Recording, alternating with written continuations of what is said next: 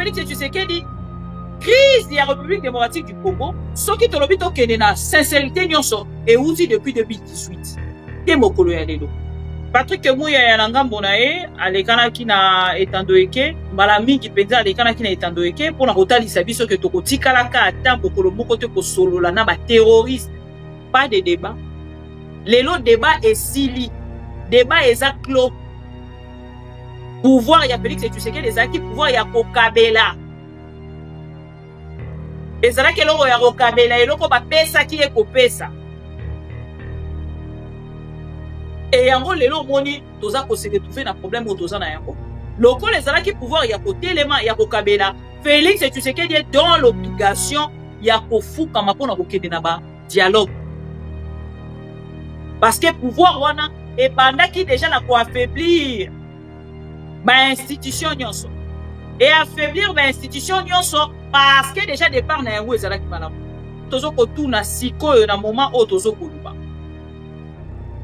Est-ce que Patrick Mouya, un ministre des Affaires étrangères, na président na bino de la République, bozo koyeba makambo bozo kosala ou bozo koyeba makambo bozo kosala te. Andekolanga, je suis une Congolaise. Na bakisaka Congolaise de valeurs, on a rotalisa bato nyonso to benga ba dialéloliste.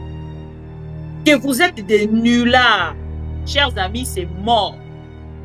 C'est mort. Na crise otoza na yango lelo, Félix Tshisekedi azo basima.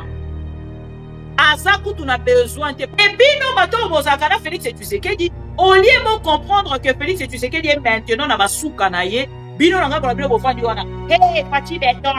Bomoni to signer yango, bo signer ni. Bo signer nini? To signer yango, to signer. Bomoni bolobaki to signer te, bo signer yango. Oui, bo signer ni. Est-ce que vous signez contrat les États-Unis d'Amérique, vous signez accord les États-Unis d'Amérique ou avec le Rwanda? Tout ce que vous êtes en train de faire là aujourd'hui, si c'était Kabila, nini bonga ibolo bate. Balobi na biso nanga pour la bango non, biso nenge toza boye, toke ko signer na États-Unis d'Amérique. Chers amis, na yeki sarabino, maman nyoso to yaka koloba na bino awa, anekolanga, to yaka pona ba aventure te. Toyaka pour la bino sérieux. Tango, monsieur Oyo Mouya, na madame Nabino Oyo, poupée Barbie, de la République, ministre Affaires étrangères, Roye Bilingalate. Ministre Affaires étrangères, Aye Bilingalate. A Solana, ba Congolais Negeni. Ou ba Congolais sont dans le monde, ba Bilingalate. Ba Congolais sont dans le français, a Solana qui sont Negeni. A communiquer n'engeni na ba Congolais. Votre ministre là na Mouya na ba tonyon so ba soutenir Félix Tshisekedi ba beti tor ba bomber torse. Biso ko signer kaka na Kagame. Kagame c'est le patron, c'est leur patron. Bokomona, nous n'allons signer qu'avec Kagame. Les lotos za wapi. Entre-temps, toza pe na discussion musu sozo salamana doa. Parce que il y aura de M23. Ça va finalement au solo la M23. Mais tout banda déjà qu'au solo la M23. Parce que j'ai vu déjà balobi président Tshisekedi Aloba qui est au solo.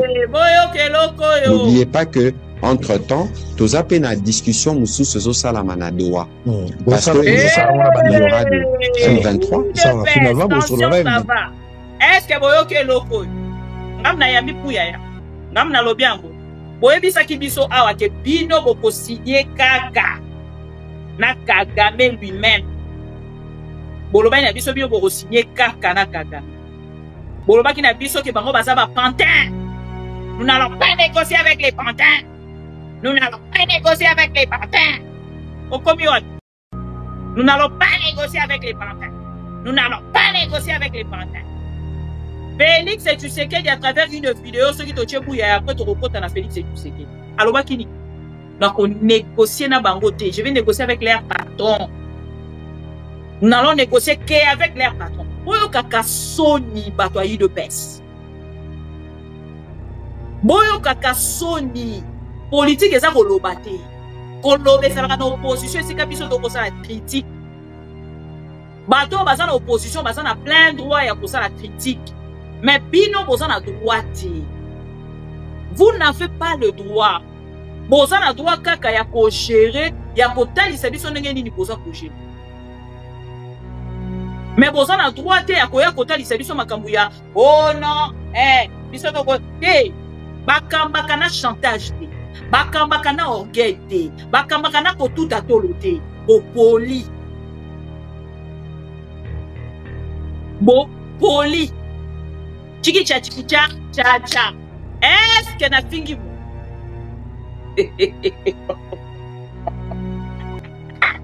Est-ce que na fingi moto? Na zongi si kaka va ya bilobi ya idopes. Yango na lobaka na bandeko balanda biso. Soki olingi okoma zoba landa idopes. Soki olingi okoma kizengi boko excusez nga, mais je dois vraiment utiliser ces mots. Soki olingi okoma abruti. Olingi s'abrutir landa idopes. Bon kende siko na ba plateau a bateau nyonso. Baba meki boyebi sabino ke to négocier na bango te. Ce sont des terroristes. Ce sont des les notes aux awal. Et misusu baza wana ti lelo baza ko continuer koloba. Bino ko za bata ba Rwanda. Mais soki to za bata ba Rwanda. Soki ba Rwanda yango na ba Rwandaise. Mais soki bino ko za déjà ko ya ko négocier na biso seke bo suki non. Bibi kapinga yinu Rwandaise. OK. Mais soki bino bolongwe na ki Congolais na bino, boye ko négocier na bibi kapinga la Rwandaise. C'est que bino boza banani. Pour bino bolobi boza ba plein Congolais, boza ba Congolais, plein Congolais. Congolais plein. Biso toza ba mini Congolais. Bino siko ba plein Congolais. Boye ko négocier na ba mini Congolais. Bino boza banani. Répondez-moi à cette question. Vous avez 30 secondes. Alors les dialoguistes, fermez vos close. Les dialoguistes, fermez vos bouches, vos grandes gueules. Il faut vraiment bokanga yango. Il faut boyoka soni. Ngaso naza binoko na plateau à télévision na rodekana lisuté. Bon makambo bozali ko tout la tolo bosali à côté. Nous n'allons pas franchir, ils vont pas franchir la ligne rouge. Nous n'allons pas franchir la ligne rouge. Ligne rouge pour franchir yango. À la moindre escarmouche, au moindre escarmouche, c'est la vérité. Nous allons atteindre Kagame jusqu'à chez lui à la maison. Si vous connaissez le besoin pour répondre Kagame, alors bino pour atteindre un andakunae. Mais bango ba kotambola makolo po ma matériel bino kozana ngo pour atteindre andakunae ya zana côté. Mais bango bazana possibilité ya kotambola makolo banda Rwanda. Si nandakwa Félix Tshisekedi, c'est une honte pour la République. C'est une honte pour la République. Dans Ndekonanga, on m'a dit Félix Tshisekedi est là pour tous les ans en opposition. Non, a commis na pouvoir. Ce qui a commis na pouvoir. Pouvoir en Félix, en fait, lelo, azana pouvoir quand na koyiba. Ntozo comme na point wana. À part koyiba, azana on a pouvoir. Idepes, attention, ça va. Je suis avec vous. Dieu nous protège encore. Nzamba zana on a biso. Boyo kine bosuki soni. Eto zaba bike to hanze muto ndo wema. Sonye bukiye. Soke zala kala makolo mbele bomiye.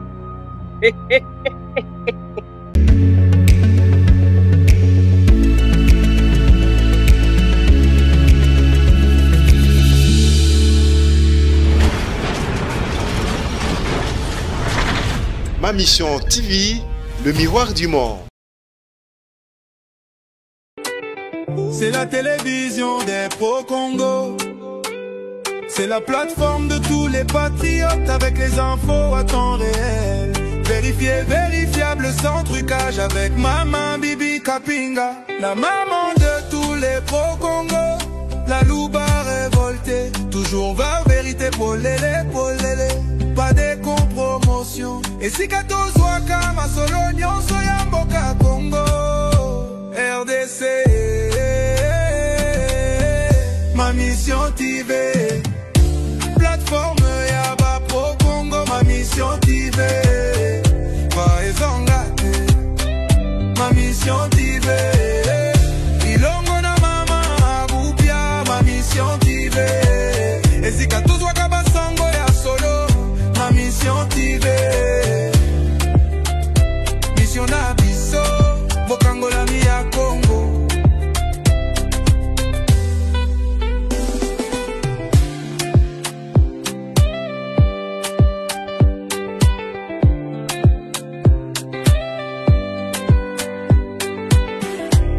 Mission na biso bokangola mi ya Congo.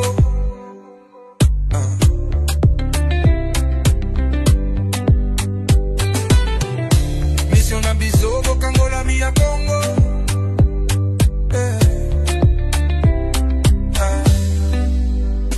Mission na biso bokangola mi ya Congo.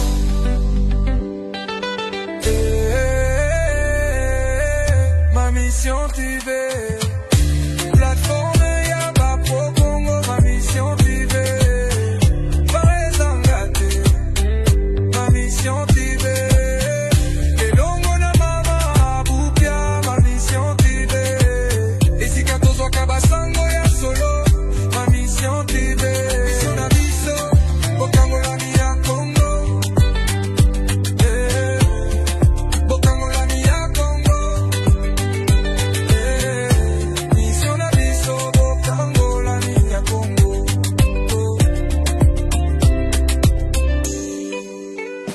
Mission na biso bokangola mi ya Congo.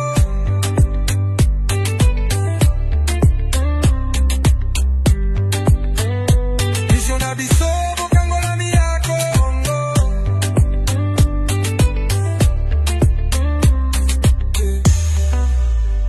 Mission na biso bokangola mi ya Congo.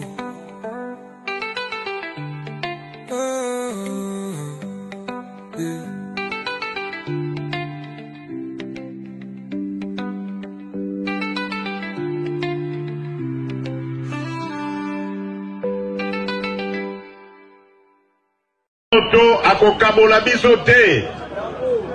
Eloko tosali awa lelo na miso na bino peuple mokonzi pe na miso ya Nzambe aza kotala biso likolo ezali tomeli mbondo. Mbondo ya kotrahir peuple te. Oyo akotrahir peuple kombo na ye likama.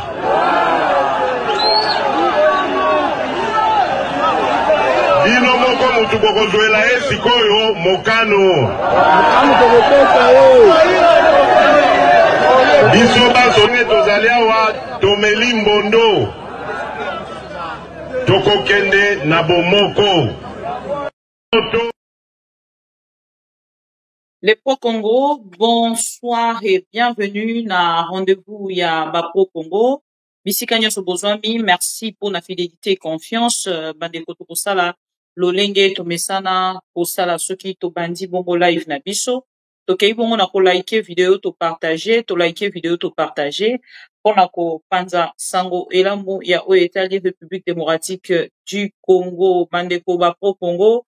Ba information to koso na poko alelo ezali un peu épelé et mengana ngaki nazonga un peu na analyse ya ba propos ya Paul Kagame kotala lolenge akei bongo na ko brosser Félix Tshisekedi mais jusque là na moni ata réaction mon côté ya bato nyonso ba bisaka biso ba soutenir Félix Tshisekedi ya bato nyonso bazali na kati ya union sucré salé aucune réaction, je dis bien aucune. Alors yango na lingi bongo to meka kozwa point wana ya ba propos ya Paul Kagame tozui deuxième point na biso moyibi ya Félix Tshisekedi tant on a vu Sarabino qui a incompétence na ye lumbi solo. Maintenant en dehors il y a incompétence ya Félix Tshisekedi azui plainte na ngambo ya Belgique toko solola yango ensemble na bino.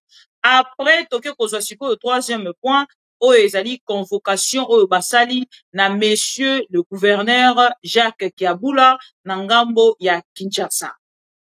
Auti bongo kosala une déclaration oyo Kinshasa est apprécié te et kotala te na ngambo ya Kinshasa ba apprécier déclaration wana oyo asali te ba bengisie na lombango na ngambo ya Kinshasa na moment oto koloba na bino lobi to lobi kuna tokoyoka ote bakangi Jacques Kiabula ote toyebi te ndenge ni ekosala. Chaque jour tango toyaka awa toyebisaka bino ke Félix Tshisekedi abangaka bakatange. Déclaration nyonso kosala soko ke kosala ngo na kati ya Katanga kombo na yo kokangama. Et ana koloba na bino Jacques Kiabula aza ko risquer. Ou balongoli ba kweisie ou na ngambo na bango bakei na kosala nini na kokangaye. Chers amis, to like vidéo, to partager, to like vidéo, to partager. Dans retiens la vidéo le lot quand même ba vidéo nyonso. O nyonso ezali prêt. Ndeko na biso Patrick Muyaya pona lobi to bana na makambo ya este.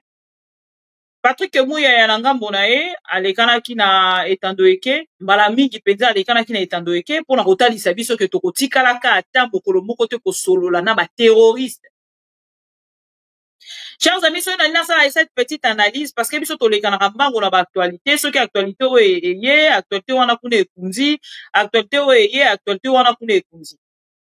Na lingaki un peu dans cette petite analyse, on a kotalisa bato ya UDPS, lolenge baza na bato yo bango na ngambo na bango bakokaka kosala la réaction te soki basololi. Makambo etali Congo, soki bato mosusu ba attaquer bango, bango bakenda na kosala réaction te. Et là directement boyebi kenaza kolobela. Boyebi directement muto naza kolobela Paul Kagame. Na koche la bino la vidéo de Patrick Muyaya. Réaction ya Patrick Muyaya oyo. Na réaction ya Patrick Muyaya actuelle. Bino nyonso bozo kolanda ene etandoeke bozo koyoka ba déclaration ya Patrick Muyaya. Et ces déclarations-là, nde tozo kotuna sikoyo na moment o tozo koluba. Est-ce que Patrick Muyaya, un ministre na bango ya affaires étrangères, na président na bino de la République, bozo koyeba makambo bozo kosala ou bozo koyeba makambo bozo kosala te. Avant to koma na moyibi ya Félix Tshisekedi. Boyo kana Patrick Muyaya. Si tu to koma na naza na mwa 3 points moko na lingi na ebandelia o mekana no koekerea so nazongeli na makambo na lobi na yo mokonzi ya mboka la kaka ba riposte moko biloko na ye nyonso ba escarmouche wa lobaka nyonso wana ezalaka ba menace ba lettre morte ou bien ngaki fallait tozela ekota ezala na ba effet omoni wana te wana ngana oza plutôt za na plusieurs fois zela na ngana sisa question na moni déjà place ozokoma te yo omoni ce qui biso balé tozo tozo ba yo kende na yo ngana kopeso yano nanga yango ape bibo c'est-à-dire yo moko lobi na nyonso diplomatique pe obandaki na armée mais bato ebele na Congo bakomona ke front ya armée tozo sango lisusu yango na lobi na côté ya armée mokonzi mboka nde alakaka riposte rigoureuse mokonzi ya mboka nde amenasaki a partir aso na yoki eloko moko tokota Rwanda ba biloko nyonso alobaka wana etikali lettre morte parce que vous allez incapable ya ko concrétiser la menace lobaki ou ya autre. C'est le point. De deux, les vers Baninga. C'est les États-Unis qui vers Bisso pour chercher à nous aider à avoir la paix, ou bien Bisso Congo tout ça, les démarches auprès des États-Unis pour nous solliciter Bisso. D'abord, au Moni Makambo, le Biliboso, il faut retirer parce que Yoko quitté na position aux alliés au tenir propage genre wana. Non, c'est pas une question. Non, il faut faire très attention parce qu'il faut pas non, pardon. Il faut pas yo lobité. Il faut pas faire des allusions de ce genre-là parce que nous avons des militaires. Nous avons des militaires qui sont braves. Nous avons des militaires qui sont morts. Avec cette formule-là, c'est comme si en fait il y avait une insulte à tous les sacrifices qui a été consentis. Oh, mais c'est là. Il faut pas affirmations qui sont dangereuses. Affirmations qui sont dangereuses. Et c'est pour ça que si nous voulons faire une bonne émission, nous voulons être pédagogiques et bateau bazolanda. Va comprendre, il faut total bisika tokomi kokende. Parce que qu'on ne vous trompe pas, ceux qui bomoni ke ba Rwandais ba sala ba memi 10 000, 15 000 hommes. Vous avez vu les derniers rapports, un reportage de l'ECAKI aux États-Unis récemment.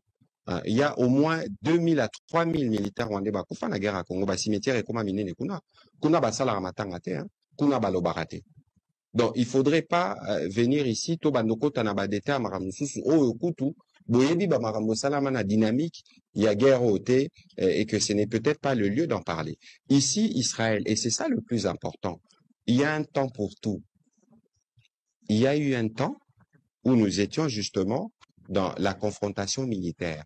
Il y a un autre temps pour construire la paix. Et aujourd'hui, la tension qui doit être la vôtre, la nôtre, c'est de comment nous tous nous contribuons pour le retour de la paix. Parce que yo, oza mopandisa, oza a besoin que nego mate. On a besoin que buka vote. Mais est-ce que dans les conditions actuelles, est-ce que vous n'avez pas un intérêt à construire la paix? Parce que c'est ce que moi je note et c'est... Boyoki, wana Patrick Mouyaya. Maintenant, le même Patrick Mouyaya. Oyanza kotalisa biso lelo, na part na ye. Ke makambo eza kolekana, na ngambo ya Est ya République, et lelo eza kosenga kaka tokende na paix. Wana na akomema bino na oyo eza ba déclaration faite par monsieur Paul Kagame, le président actuel, le président rwandais.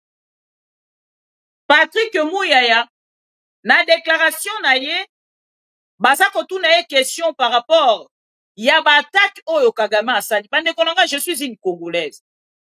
Na bakisaka Congolaise des valeurs, pona otalisa bato nyonso tobengaka ba dialéloliste. Que vous êtes des nullards. Pourquoi na lobarango? Parce qu'un président de la République attaqué par un autre président de la République, lobi na salela kibino analyse. Na ebisi bino que pona Félix Tshisekedi et les dialéloliste, moto nyonso ya République démocratique du Congo akoki koloba. À ce sujet ya makambo etali pouvoir ya Félix Tshisekedi ndenge bapesaki ye yango. Menga soki na lobina kende ko commenter, bakoya ko finganga. Bakoya ko commenter nyonso bango balingi. Mais na part na bango, bakoya jamais ko commenter sur Paul Kagame. Chers amis, peut-être tozora marambo nyonso elekaka na République démocratique du Congo na blague. Oui. Tango biso tozo koleka bande ko musuta musu mama bibi lelo alekite na lekisaka ton na nga na mama bibi. Oui. Boya ka kotala biso to musu poto lekisaka ton. Bato balandaka Félix Tshisekedi basoutenaka Félix Tshisekedi bayaka peut-être pour que bayoka makambo ninga na lu.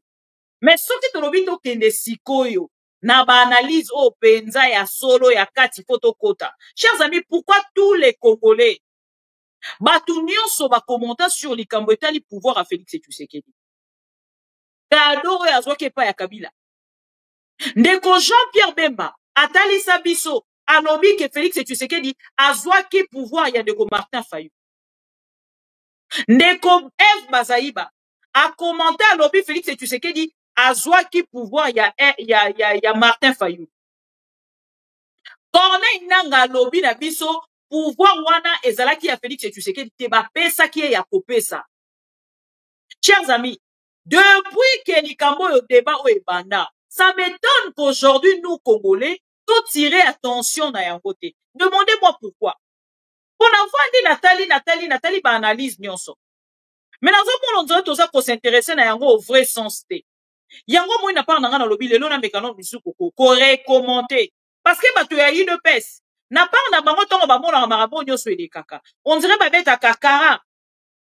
Ba s'intéresser à rater. Baya kate pour que baya koloba na moment où biso tozo koloba. Chers amis, likambo etali diplôme à Félix Tshisekedi. Likambo etali pouvoir ba pesa ya cadeau.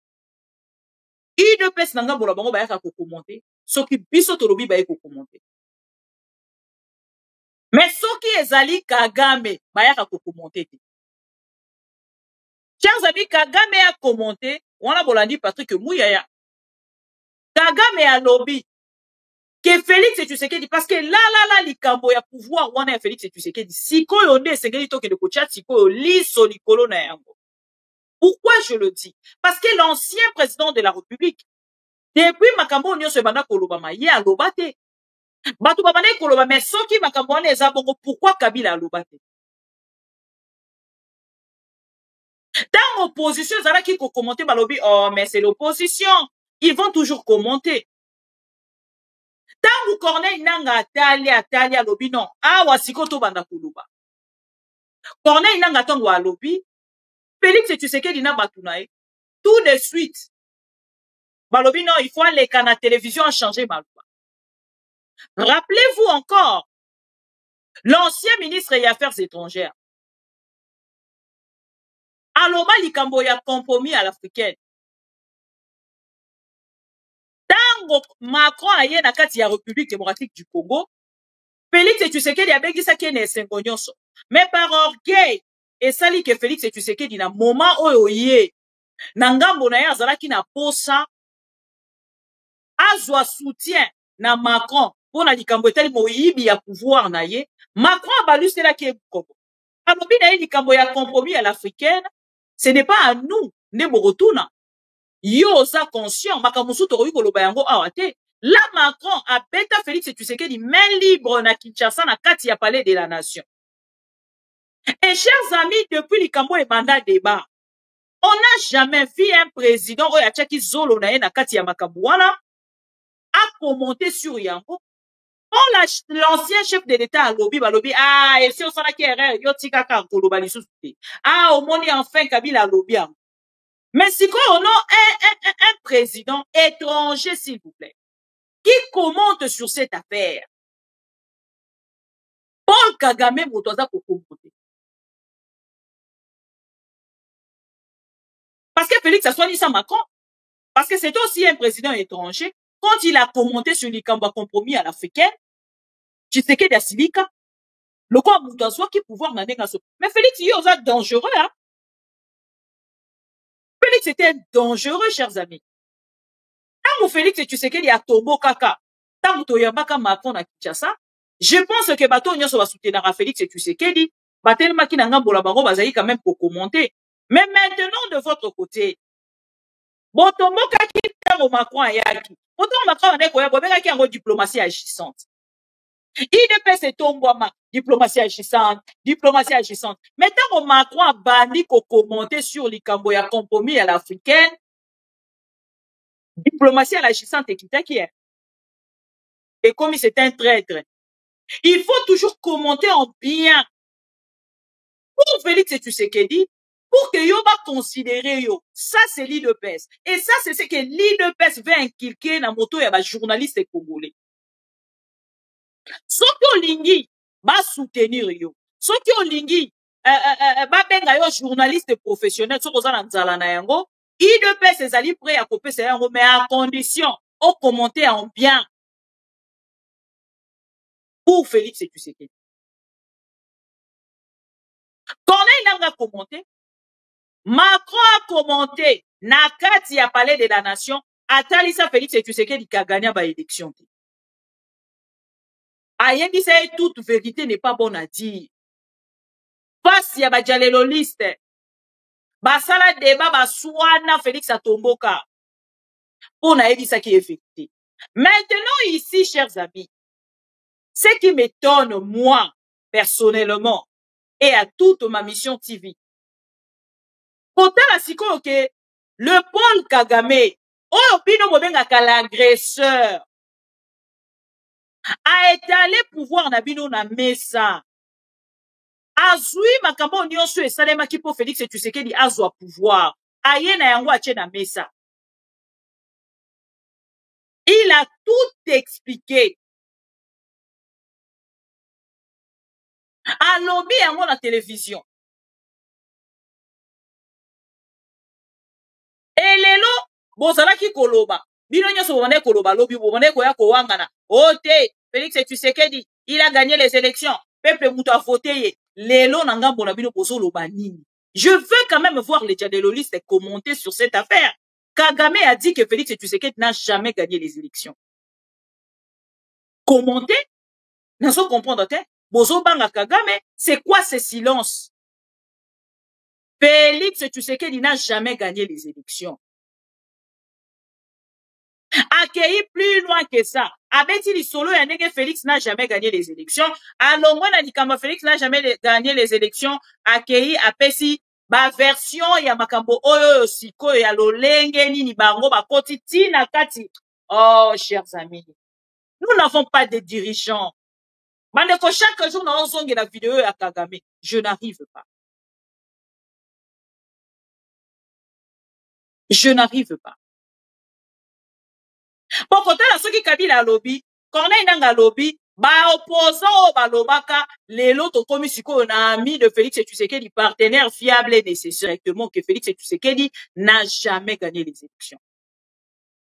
Atangi na bakombo ya ba ancien chef de l'État. Pour la première fois, chers amis, un ancien, pardon, un étranger, un président étranger, atanga makambu nyonso ya pouvoir ya Félix Tshisekedi, a commenté sur le pouvoir ya Félix Tshisekedi. Ndeko Alain Sanga, bonsoir. Bienvenue.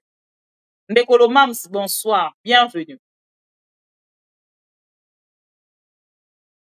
Lelo biso na bino, tomoni Paul Kagame, aleki na plateau ya, aleki na point de presse, aye kobeta lisolo ya ndenge Félix ayiba pouvoir. Chers amis, et ça quand même accusation moko grave pour un président de la République. Na oyo na yebi, République démocratique du Congo, tolobaka tozali un pays souverain. Tozali na porte-parole ya gouvernement oyo ezali Paul Kagame, Patrick Muyaya. Comment jusque maintenant, bandeko na ngai, tokomi na 72 heures. Depuis que Félix Tshisekedi bakei kosala yeba accusation wana alobi. Chers amis, awa tango to kozonga susu na likambo ya lettre wana. Félix Tshisekedi akenda kozo pouvoir na Rwanda. Tango bato bazaki koloba yango. Bato musu bande kokanisa ezali blague. Mais lelo, chers amis, kolanda ma déclaration ya Paul Kagame, la République démocratique du Congo est vraiment gérée par le Rwanda. Parce que Paul Kagame azalaki Otto Bengi, président ya Union africaine. Tango bake komona Paul Kagame n'était pas du tout d'accord.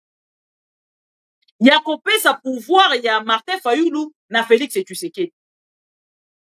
Félix Tshisekedi a supplié le Rwanda. Biso na bino tolanda vidéo oyo Eliezer Ntambwaza koloba ke bapesa kambongo na James Kabarebe pa ya Félix Tshisekedi. Mbongo oyo Félix apesa na James Kabarebe. Est-ce que boyebi te mbongo wana eza mbongo ni? Parce que Paul Kagame, comme il avait refusé, pour corrompre en fait Paul Kagame, négocier encore une fois, Félix avait signé de son côté, Yakobanda kopesa mbongo et pas ya James Kabarebe, poser la question à Eliezer Ntambwe. Pour Eliezer Ntambwaza vivant. Nekokayi minda akufa. Compromis africain wana. Compromis à l'africaine.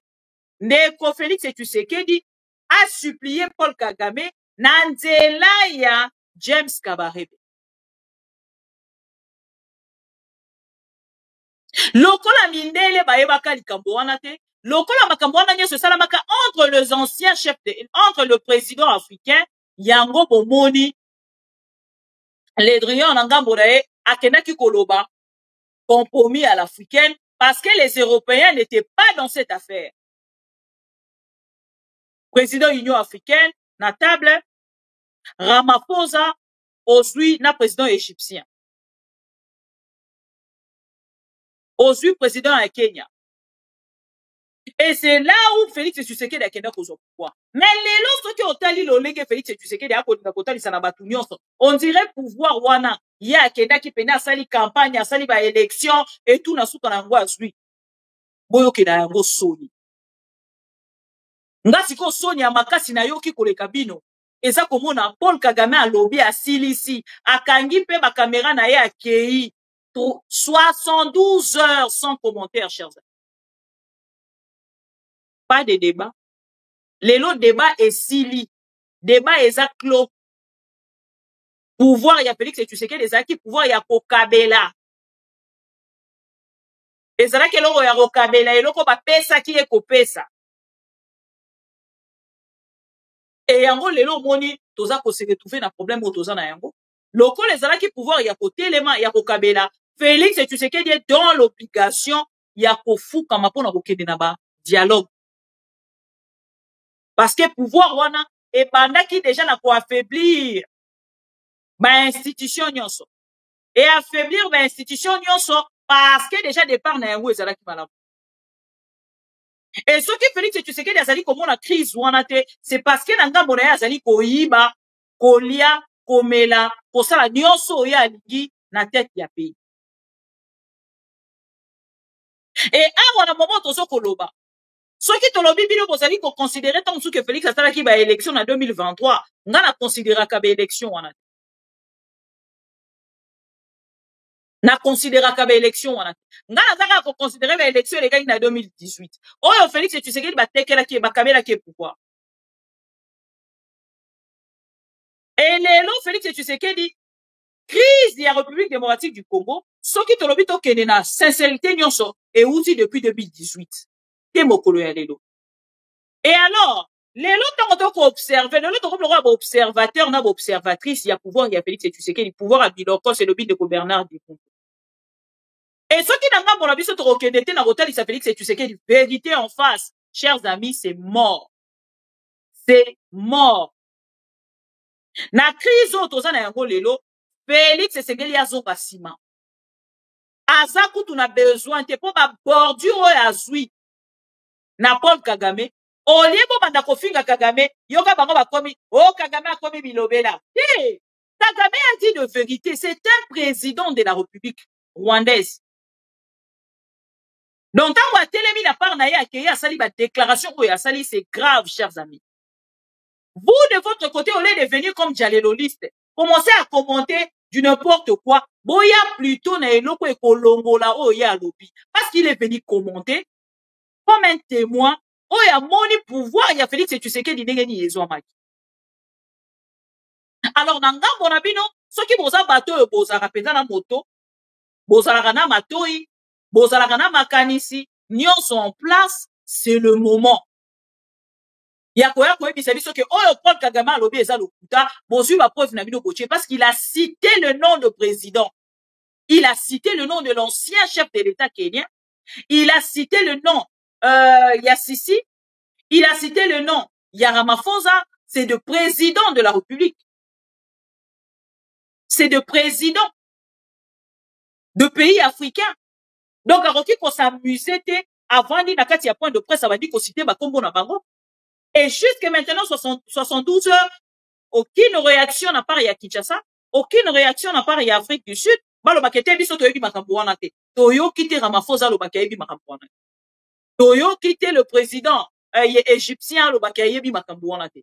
Toyo kite que l'ancien président ya Kenya lo bakayebi makambo wana te. Donc du coup, chers amis, conclusion pour la likambo etali wana, UDPS ce que lingo kanga bango na loketo touché kaka point ya likambo pouvoir oyo bayiba na 2018 parce que moto moko ta koyebisa biso le contraire ndeko Jean-Pierre Bemba lelo akei ko rejoindre Félix Tshisekedi po ayebi keza cop na ye na kati ya cop oyo pour que nga pena se retrouver ndeko yo nani F Bazaiba akoti kuna po ayebi keza cop bato ya Félix ya Joseph Kabila oyo ya union sa bakoti union sacrée bango pe nanga bona bango baya parce que bayebi keza cop.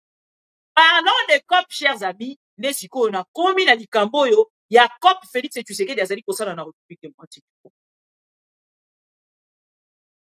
Na nyonso balobaki na biso, tango boko mona lelo même Félix aza kondima kokende ko s'affaiblir et kokende très faible face à Rwanda aux États-Unis d'Amérique pour accepter même les deals. Akenaki na deal ya ba minéraux contre en échange na oezali aide militaire. Lelo nanga monaye se retrouver dans une signature ya paix. Azoye balisusu eloko akolobate, azoye beloko akosalate, c'est parce que Félix Tshisekedi à rendre la République démocratique du Congo faible face à Rwanda, face à ba pays nyonso oezali na ba frontière na biso. Et lelo aza koyebata kosala face na Rwanda ndengeni. Il est allé accepter même CONOPS. Oh, ezalaki eloko e blokaki biso depuis Nairobi. Ti tokoma na Rwanda. Akomi les États-Unis d'Amérique lisusu akei kosala nini akei ko signer yango. C'est là où na ko ebisa bino que Félix akomi na suka, chers amis.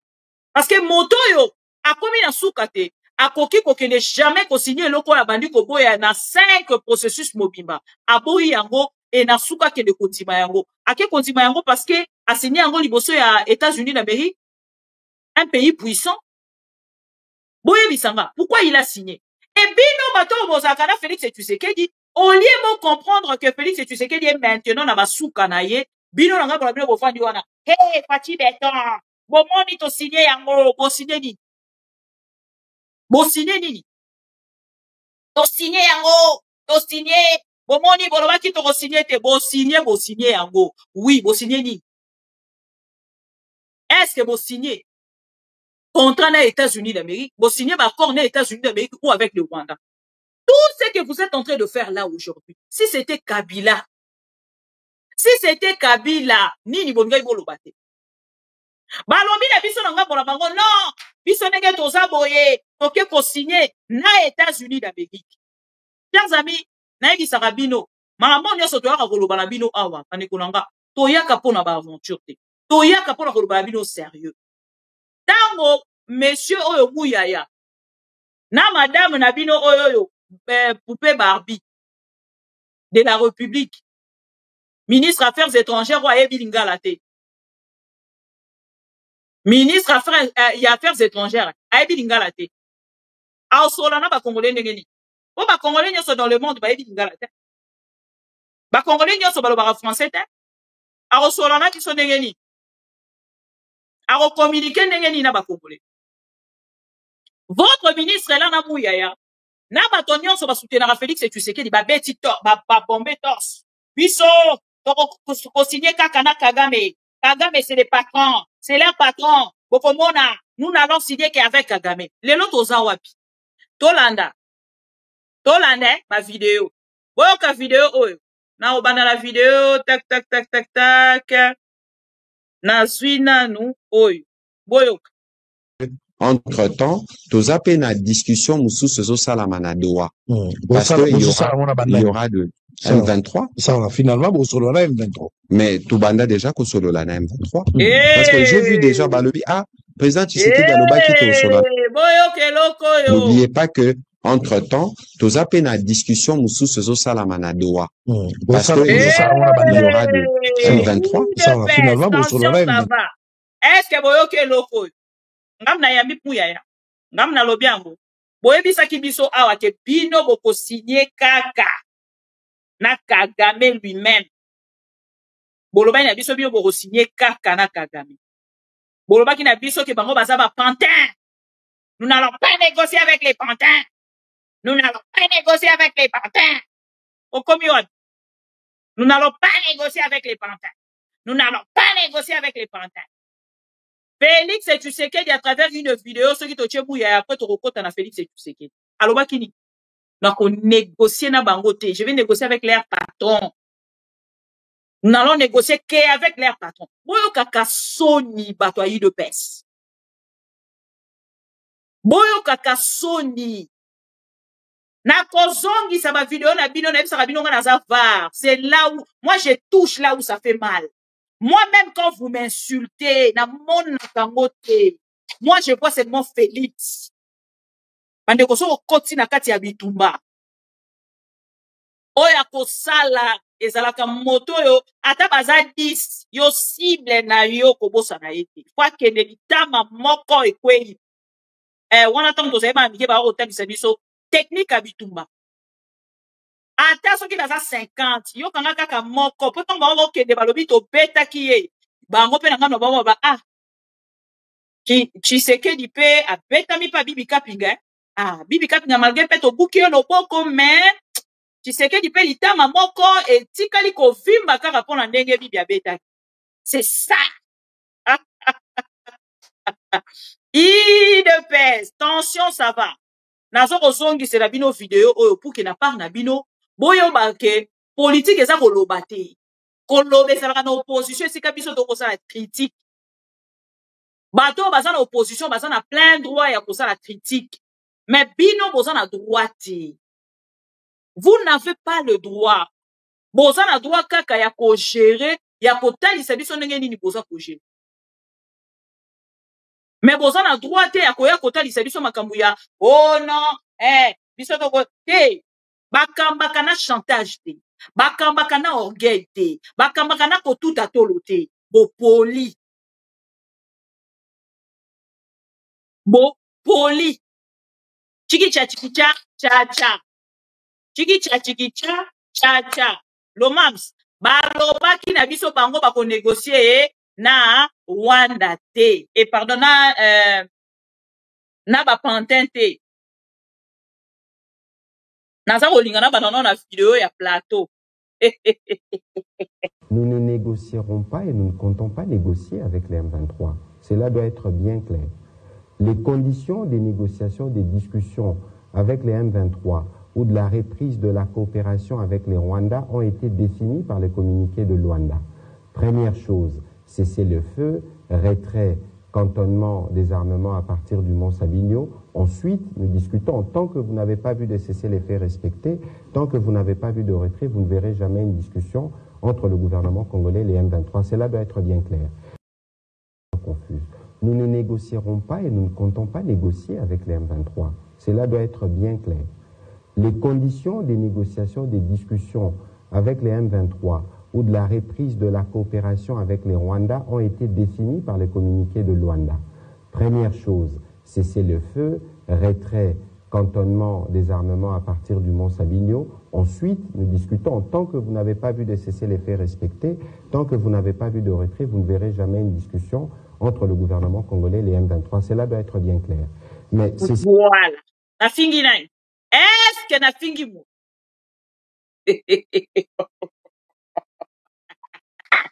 Est-ce que na fingi moto? Na zongi sikaka va ya bilobi ya idopes. Yango na lobaka na bandeko balandaka biso. Soki olingi okoma zoba landa idopes. Soki olingi okoma kizengi boko excusez nga, mais je dois vraiment utiliser ces mots. Soki olingi okoma abruti. Olingi osabrutir landa idopes. Bon kende siko na ba plateau a bateau nyonso. Babandaki koyebisa bino ke toko négocier na bango te. Ce sont des terroristes. Ce sont les notes aux awad. Ce sont des traîtres. Et misusu baza wana ti lelo baza ko continuer koloba. Bino koza bata ba Rwanda. Mais soki toza bata ba Rwanda. Soki ba Rwandais yango na ba Rwandaise. Mais soki bino koza déjà koya ko négocier na biso seke bosuki non. Bibi Kapinga une Rwandaise. OK. Mais ce qu'on soki bino bolongwe na ki Congolais na bino, boye ko négocier na Bibi Kapinga la Rwandaise. C'est que bino boza banani. Pour bino bolobi boza ba plein Congolais, boza ba Congolais, plein Congolais. Congolais plein. Biso toza ba mini Congolais. Bino siko ba plein Congolais. Boye ko négocier na ba mini Congolais. Bino boza banani. Répondez-moi à cette question. Vous avez 30 secondes. Likez la vidéo s'il vous plaît. Manekoto likez vidéo to partager. Likez vidéo partager sangona ndeko nyonso aza kolanda biso. Bino molobi boza plein Congolais. Bino molobi bino nde boza ba Congolais. Donc, bato opération de bito qui ne définir Congolais, c'est vous. Maintenant, ceux qui lobby boloba qui boko négocier. Aujourd'hui, vous négociez pourquoi? La vidéo est là. Hein? Ça ne vient pas de moi. Hein? C'est Mouyaya qui parle. Ah ben oui. C'est Mouyaya qui parle. Mouyaya dit quoi? Nous n'allons pas négocier avec l'ennemi. Nous n'allons pas négocier avec les traîtres. Nous n'allons pas négocier avec les terroristes. Mais voilà comme Mouyaya version 2025. Entre-temps, toza pe na discussion mususu ezosala manadoa. Parce qu'il y aura de M23. Ça va finalement bosolo na M23. Mais tubanda déjà kosolola na M23. Parce que j'ai vu déjà balobi président Tshisekedi aloba ki to solana bangote. Ndeko Israël, il faut comprendre la dynamique de la diplomatie. Les dialoguistes, venez ici. Prenez vos chaises, mettez-vous juste là. Là. Pas là-bas, là. Nous n'allons pas négocier avec le Rwanda. Nous n'allons pas négocier avec le Rwanda au soutien accord de paix. Na Washington. Nous n'allons pas négocier avec l'ennemi, les terroristes. Tonton Skola Lobini. Mouyaya. Vous allez négocier aussi avec les M23. Parce que, bah, ça biso ke bino pour négocier kakana, oh, babenga ka, l'air maître, Kagame. Mais bon, ça, yango déjà na Washington. Alors, bah, il se aussi si signature, wana, mbalamoko Kagame, donc, à Kangi Bisaka, à Kei, mbalamoko Corneille Nanga, balimwe mbalamoko na Goma. C'est comme Mouyaya makambo azolo, bah, ya azu yango. N'oubliez pas que, entre-temps, toza pe na discussion mususu ezosala manadoa. Parce qu'il y aura de M23. Ça va finalement bosolola M23. Mais tubanda déjà kosolola na M23. Parce que j'ai vu déjà balobi président Tshisekedi aloba kito solana bangote ndeko Israël, il faut comprendre la dynamique de la diplomatie et c'est la diplomatie du président qui nous permet d'atteindre ces points de progrès aujourd'hui. Dans notre position diplomatique, on avait une position tranchée, que ce soit par rapport au M23, Yarosololana Bangote, parce qu'il fallait amener la communauté internationale à comprendre un certain nombre de choses et à agir. Bon, alors les dialélolistes, fermez vos close. Les dialélolistes, fermez vos bouches, vos grandes gueules. Il faut vraiment bokanga yango. Il faut boyoka soni. Ngaso naza binoko na plateau à télévision na koleka lisusu te. Po makambo bozali ko tout la tolo bosali ya côté. Nous n'allons pas franchir, ils vont pas franchir la ligne rouge. Nous n'allons pas franchir la ligne rouge. Ligne rouge pour franchir yango. À la moindre escarmouche, au monde est moindre escarmouche de salamité. Nous allons atteindre Kagame jusqu'à chez lui à la maison. Si Mukolo Alelo Bozo pourra vous répondre Kagame te, alors bino pour atteindre un anda kunae. Mais bango ba rotambo la makolo po ma matériel obino boza nango pour atteindre anda kunae ya zana ngote. Mais bango bazana possibilité. Ya kotambo la makolo banda Rwanda. Si nanda kwa Félix Tshisekedi, c'est une honte pour la République. C'est une honte pour la République. Ngai, président de la République. Un autre président de la République qui est à Mobali. À Lobi, on a son avant, moi, c'est dans le babon. Azamo la Mobali, peut-être, pour na nasamo la moi, si, moi, son mona ke, a ruko betana. Mais mon ninga no Mobali, Félix Tshisekedi, a kocho mutu na se. Peuple na yo, peuple na yo. Baso kocho bango mutu na se. Olobi ke nous allons déclarer la guerre. Au sein de l'Assemblée nationale, au sein de l'Assemblée provinciale, ceux qui Assemblée provinciale, Assemblée nationale, na Sénat, au sein de les deux chambres, to déclarer la guerre. Pessinga, t'as konanga. On m'a dit Félix Tile là tous les ans en opposition. Non a commis na pouvoir. Ceux qui a commis na pouvoir, pouvoir en Félix en fait lelo, azan na pouvoir kana koyiba. Ntozo koma na point wana. À part koyiba, azan on a pouvoir. Nekolanga, soko zana ndeko yoka ka anglais. Kende ko yoka déclaration Paul Kagame. Soko zana ndeko lobaka anglais. Yebisa e a interpellé. Nekolanga ba luba o bozana na États-Unis. Peut-être boza kuna bo lobaka mingi chiluba, je vous comprends. Pour moni langue histoire ka mutu. Mais soko zana moto a lobaka anglais ko le kayo ndeko ko bukana te. Luka ataya John Carlos na bino ya kuna. Oluki ata mama Jacqueline a été pardon. Elle n'a pas problème. Oluki nekolo mams. Oluki bandeko nyonso. Oyo bino na ngambo la bino boyebi ke balobaka anglais. Opusani pembeni na yo ko bukana te. Yango moni ndeko la biso moko Steve Wemba akeli na ko interpréter ngo na chiluba. Pour que to yo kata réaction bandeko a IDPS bandeko nanga. Akeli ko interpréter ngo na chiluba. Depuis à interpréter la chiluba, ata muluba moko ta commenter. Pour bolini bosa la biso genre ke bino boyoki makambo lobite non. Mais biso toza ko répéter les bino. Aucun dialéloliste a commenté. Aucun alors aucun. Commenter. Boye ki sabiso nanga muna bino. Félix Tshisekedi. Nanga mona e batalisi ki azwa pouvoir te wala ne kleboa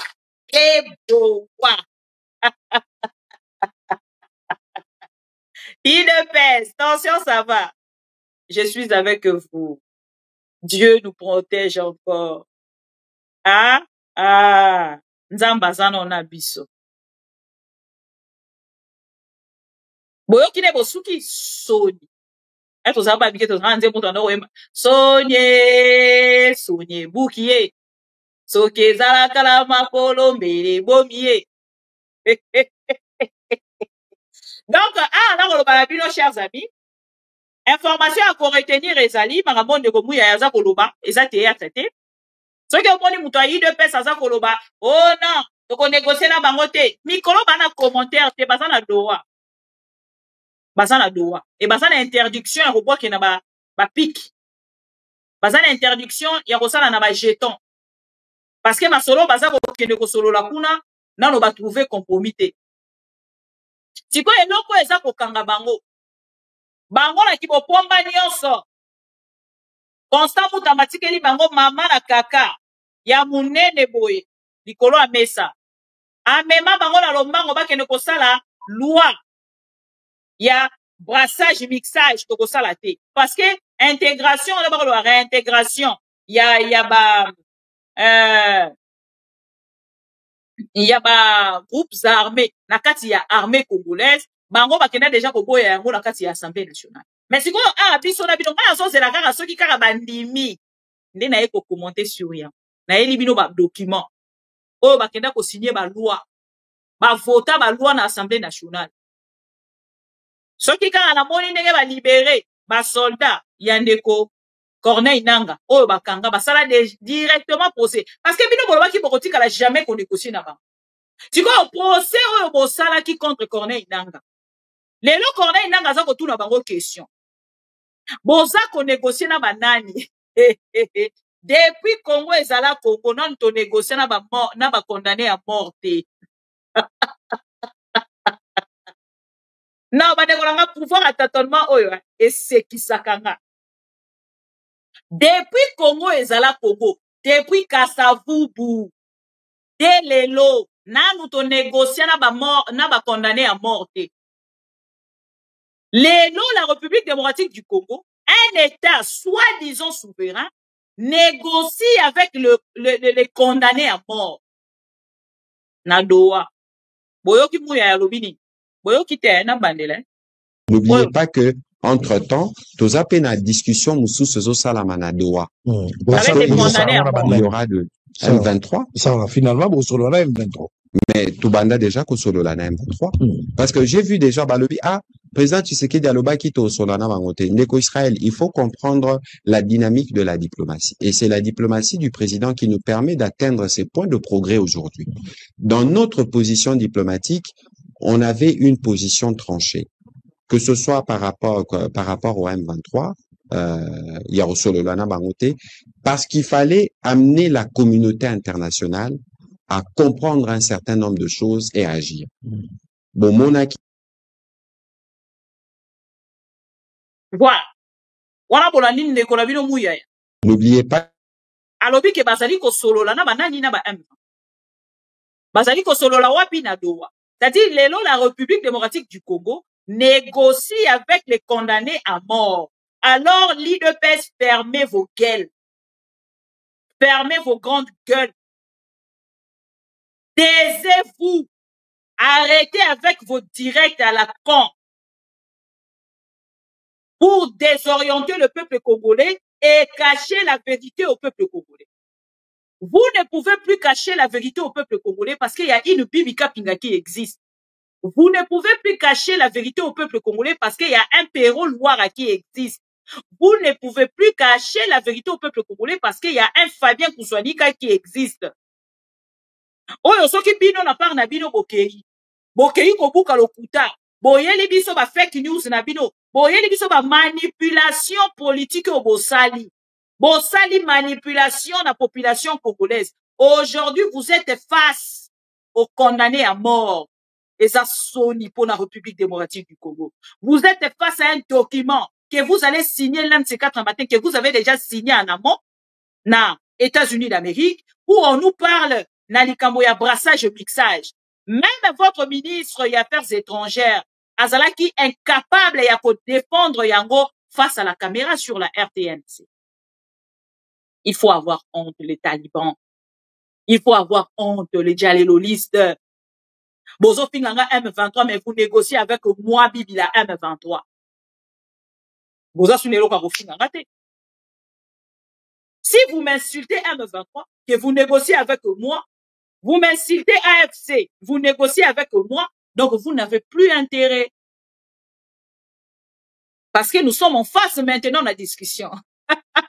Boloba ki baza ba pantin, boloba ki ba ko négocier na bangote, boloba ki ba solola na bangote, elelo,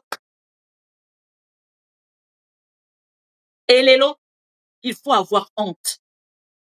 Il faut avoir honte. Chers amis pro-Congo, Na troisième point na biso ya mokolo ya lelo, Katanga monte au créneau. Les Katangais montent au créneau. Les Katangais tournent le dos à Félix Tshisekedi. Petit à petit. Nayebi ba dialéloliste nyonso. Tous les kabilistes bakenda autour na bino. Bakenda autour na bino te pona kobetela bino maboko. Bakenda pona kozwa ba intérêt na ba. Lelo que vous êtes faible. Faiblesse na bino bozali kolakisa yango en public. Botala tâtonnement ya UDPS. C'est gouverneur de Jacques Kiaboula, convoqué aujourd'hui en République, na Kinshasa, République de Kinshasa. République de Kinshasa convoque M. Jacques Kiaboula. Pourquoi on convoque le monsieur? Chers amis, biso tozala rava. Borolanda la vidéo, il y a M. Jacques Kiaboula.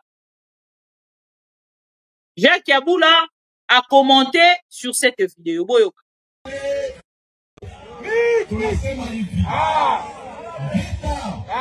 Hii tutakuwa nayo. Ni vita inatoka mu Rwanda. Wale wa Kongole. Kabila. Mwananga. Aina nto pale tunagombana napo. Rwanda. Wale wa Kongole, president anasema wale tutangalia nyumba hapo. Comme on dit, munyumba. Tukumbulie mbele za Rwanda. Tunasema hivi. Boyo kango bien hawa. Tunasema hivi. Vita. Hii tutakuwa nayo. Ni vita inatoka mu Rwanda. Wale wa Kongole. Kabila. Mwananga. Aina nto pale tunagombana napo. Rwanda. Wale wa Kongole, president anasema wale tutangalia nyumba hapo. Comme on dit, munyumba. Tukumbulie mbele za Rwanda.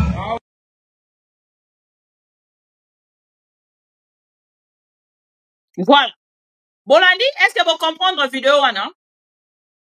Ce qui vont comprendre, Boye Bisanga. Le monsieur est là. Le monsieur s'appelle Jacques Kiaboula. Katwe. Souvenez-vous, monsieur Augustin Kabouya.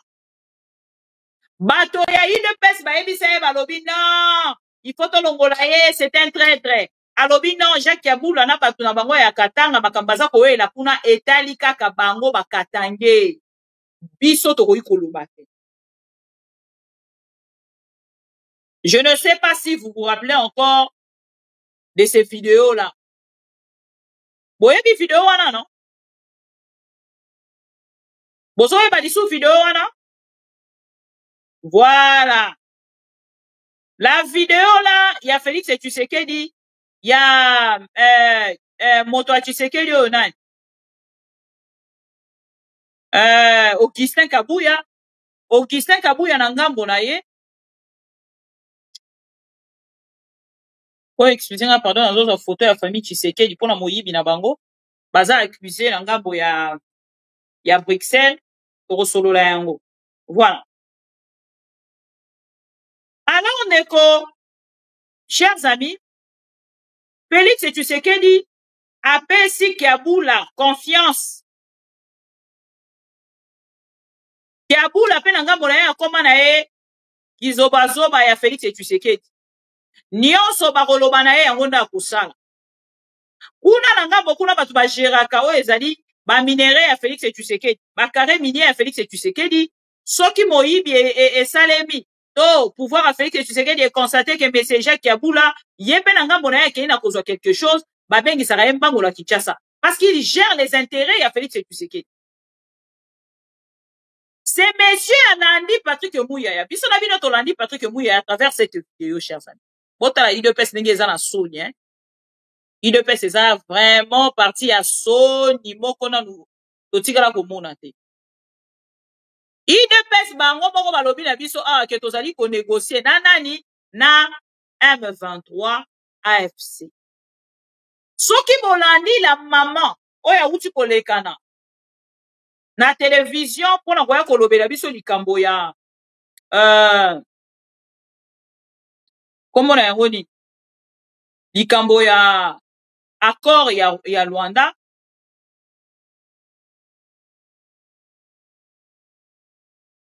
Accord ya Luanda bango na ngambo na bango tokomi na 56 minutes. OK. C'est bon. Bango na ngambo na bango bazwi nini? Bazwi video oyo ndeko Kiabula asali bamemi yango na réseaux sociaux esali clameur publique awa tokoloba na bino bauti kotindela ndeko Kiabula mokanda telegramme moko puke ndeko Kiabula akita na Kinshasa na lombango koleka bozela pardon bolimbisanga na bosana ekomata document wana ya telegramme puke bomona na ngambo na bino lolenge Félix Tshisekedi azobanga, chers amis. Félix azobanga. IDPS. Bino batu bozali kosala makelela wa, bino batu bozali koganga wa, bino batu bozali kotalisa batu ke bino esi bokomi. Bokomi lisusu kolela, bokomi lisusu kobanga makasi boye. Nga ezoka mwisanga. Telegram yango yo, chers amis. Telegram wana baza kolobani na kotangela bino. Monsieur Kiabula Katwe azali bongo invité na Kinshasa na lombango penza boyoka. Message officiel destinateur au gouvernement gouvernement provincial ya Okatanga. RPT moto akomi ministre Jacquemain Chabani VPM ya intérieur. Texte et signature, Boyoka. Numéro 25, cabinet VPM, ministre VPM de l'Intérieur, baisse 231-2025 du 8 juillet 2025. Boyoka, stop, vous saluer et vous adjoindre. Stop, toute affaire cessante. Stop. La première occasion, stop. 48 heures, stop. Prendre toutes les dispositions nécessaires, stop. Au fin de rejoindre Kinshasa pour motif, consultation, prompte exécution, sentiment patriotique. Full stop. Chabani Louko Biango, vice-premier ministre intérieur, des affaires coutumières, nini, tout ça et tout, voilà, pour yébine mahamango et dika. Chers amis, on a besoin kolanda, document o bozali komona, ezali document o ezali ko invité na lombango, Monsieur Jacques Kiabula na Kinshasa. Pourquoi baza ko invité Monsieur Jacques Kiabula na Kinshasa? Bolandi vidéo on attend musu boyoki yango eza na français, eza na pardon na swahili. Mais laissez-moi vous interpréter cette vidéo. Cette vidéo boza kolanda, bokolanda ngo lisu pour kena commenter pour na bino. Monsieur Kiabula hii tutakuwa nayo. Ni vita inatoka mu Rwanda. Okay. Bana wa Kongole. Okay. Kabila.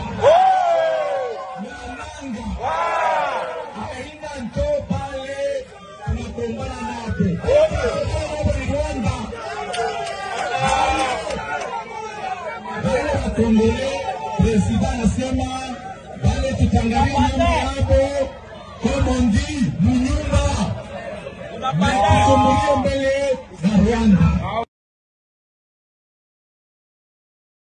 Voilà. Chers amis, awa ezali ndeko Jacques Kiabula. Ndeko Jacques Yabula a pris la parole en public. Pour Kolandisama, merci Lomams. Kolandisama, merci pour na Mbongo Pesinga. Merci beaucoup. Et komi. Ndeko Jacques Yabula, Nangambo na ye akene na kotalisa. Kebitumba entre la République démocratique du Congo na Rwanda, yango nde ezali le grand problème. Bandeko bazali ba Congolais baza na problème na bisote. Ndeko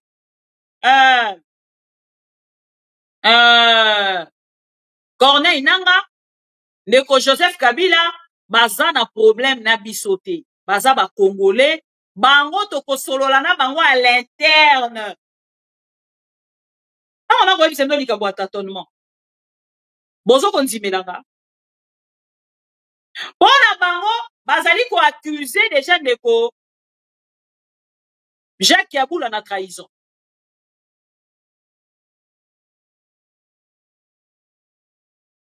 Bango bazali déjà ko accuser ndeko Jacques Yabula na trahison. Na lingi na cha photo, hein. Photo c'est mieux pour et permettre biso bandeko ba ebie logina ete ba munai. Jacques Yabula akei koloba makambo oyo bakatange bele bazali koloba na voix basse. Ya lobi yango a haute voix.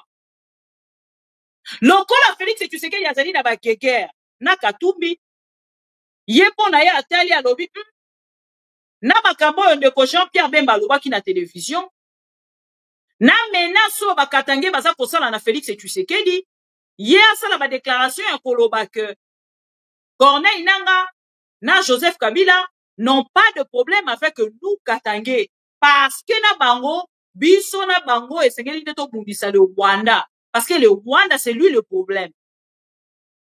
Et sali lokwa ba kosala maloba mibale. Comment koki kote ma liboso ya bakatangé soi-disant bato ya union sucré salé pour asala commentaire ya koloba que Yabula loba ke Kabila asa na problème na bisote nanga pe toza na problème na yete bango tokosolola à l'interne. Parce que Félix et lokola aza kobanga ke lobi na part na ye amona ke Joseph Kabila azongi na kati ya Kinshasa mais azongi na kati pardon ya Katanga et ba Katange ba yambiye eloko wana eza kobangisa Félix Tshisekedi. Mandeko to like vidéo, merci Raymond Verge. Félix Tshisekedi azali kobanga eloko bote lokola mona ndeko Moïse Katumbi, ndeko Joseph Kabila ba konta na kati ya donc ba mona benako akei moko triomphal na kati ya Katanga. Ba Congolais ba kende koyamba eto ba Katange ba telema ba ke koyamba. Lokola za kobanga ba Katange ba se soulever, ba Katange ba telema. Na makambo nyonso biso tozo koloba contre Félix Tshisekedi. O etelebisi déjà est révolté ba Katange ebele. Félix Tshisekedi na ngambo na ye. Asa komi lobela non. Pardon. Mamsu na mona ka. Yaka. Voilà. Félix Tshisekedi na part na ye. Asa kotala sikoyo ba Katange ba telema contre nga. Et puis kuna na kati ya Katanga nde esika ba richesse na nga ezali. Bisika o ngai na kei kotia motema na nga. Non, bobengisa Kiabula. Kiabula, comment il peut citer le nom de Kabila? Donc comment on dirait tant que tu bino ke bo semba koki koleka na jamais na télévision alobaka na makambu bongo yeboko. Azalaka téléguidé par Félix Tshisekedi. C'est Félix Tshisekedi moto atinda.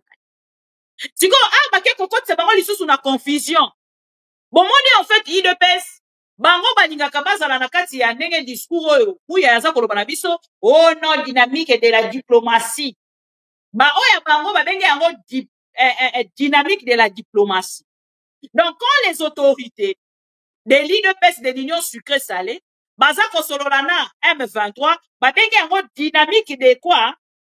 De la diplomatie. Otala nde basakana batata oyo ya bizengi balandaka Félix Tshisekedi. Bolimbisanga mais il faut naloba na bino. Boza bizengi bato bolandaka Félix Tshisekedi. Vous n'êtes pas intelligent.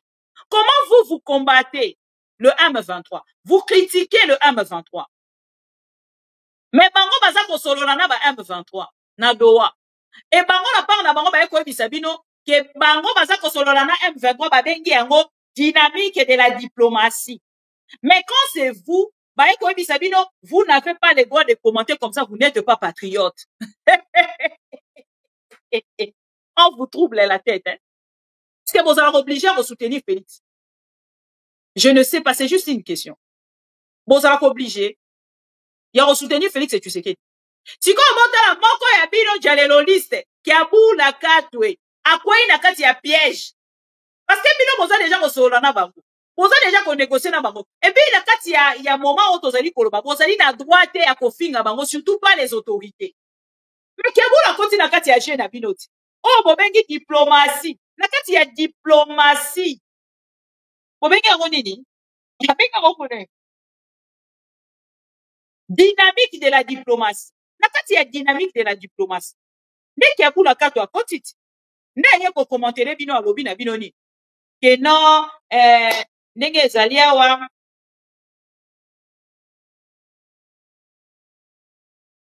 Nenge ezali awa.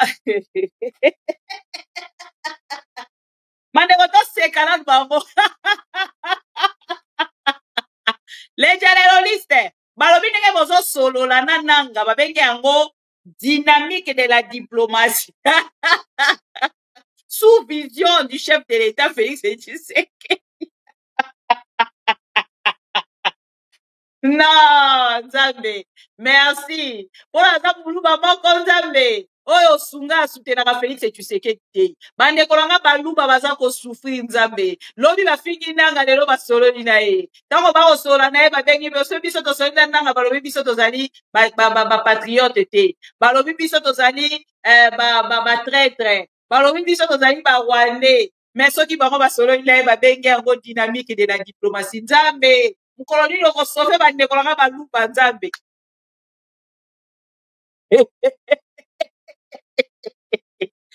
Pardon, Bandekolaga. Non, non, non, non, ce n'est pas possible.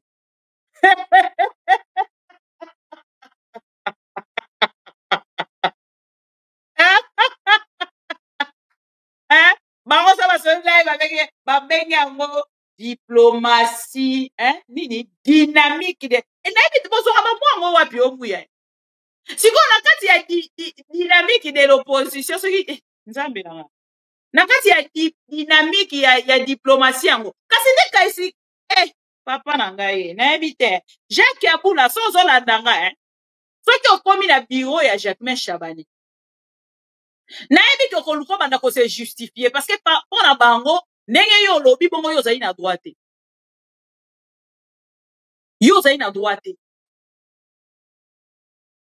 non Jacques Abula kwa ina butambo ya bato batatonnement. Bango balobi nous n'allons pas négocier. Nous n'allons pas négocier avec l'ennemi. Bango non, ils sont des traîtres. Bango non, ils sont des terroristes. Bango si Jacques Abula keka la mulongo bango balobi. Dynamique de la diplomatie. Na kati ya dynamique de la diplomatie de Jacques Abula di embeli wana. Asali eloge na bandeko na ye. Bakatange. Alors, Joseph Kabila, c'est notre frère. Nous n'avons pas un problème avec Kabila. Nous n'avons pas un problème avec Corneille Nangaa. Nous avons plutôt le problème avec le Rwanda. Parce que vous ne pouvez pas tromper la conscience de Congolais. Nous avons des problèmes. Mais nous avons des problèmes. Pourquoi nous allons discuter avec Kagame? Si nous avons des problèmes, même avec Kagame, nous n'avons pas de problème. Parce que Félix Tshisekedi, il n'a jamais déclaré la guerre. Il a promis la guerre. Mais il n'a jamais déclaré la guerre. Si on prend Abino, il fallait que Jacques Abula l'obanini.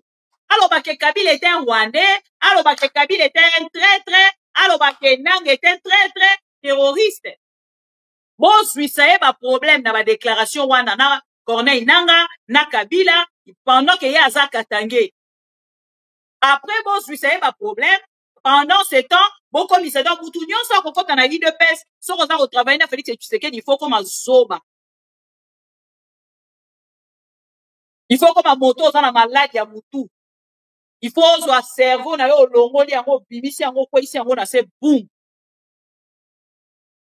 Tiko ye wana. Jacques Kaboula Kato a lobby. Nous n'avons pas de problème avec Kabila.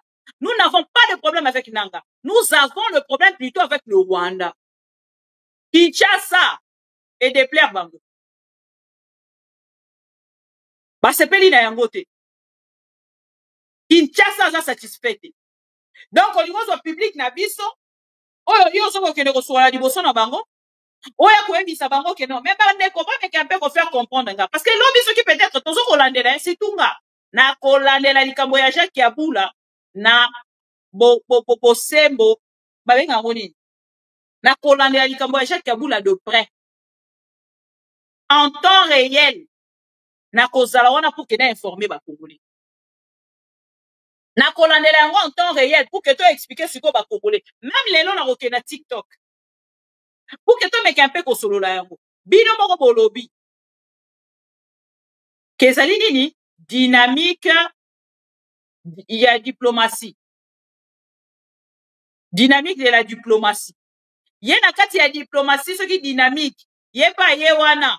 Akeika ko commentaire lobi. Bango to kosolola na bango à l'interne.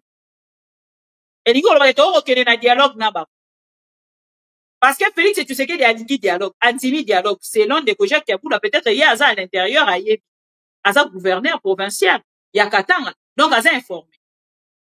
Tu vois, les sous-mots, Jacques Kaboula Sali, kaka po ya kei na ngambo na ekoloba nini, que non, ndenge ezaliawa, Kabila azali na problème te, nanga pas azali na problème te, bango baza bandeko na biso, tokosolala bango à l'intérieur. Comme on dit to longola bango bandeko na biso, ce sont des Congolais.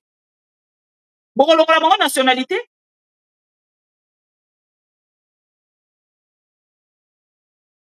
Compréhension la bino si vous êtes à côté ni. Pour va partager vidéo. Bon moni ba kamtolo ba na bino. Jacques Kaboula za très très. Bon moni Jacques Kaboula. Anobi Kabila za na problème na bisote. Corneille Nanga za na problème na bisote. On a nini Jacques Kaboula lobi bon. Mais fa kia lobani. Nazo lingana comprendre ba deko. Nina oloba ndoga nena oloba kwe. Réflexion ezo kimanga. Mutu ezo panzaranga. Mutu ezo panzaranga. Nazo lingana e basiko efa kia loba nini.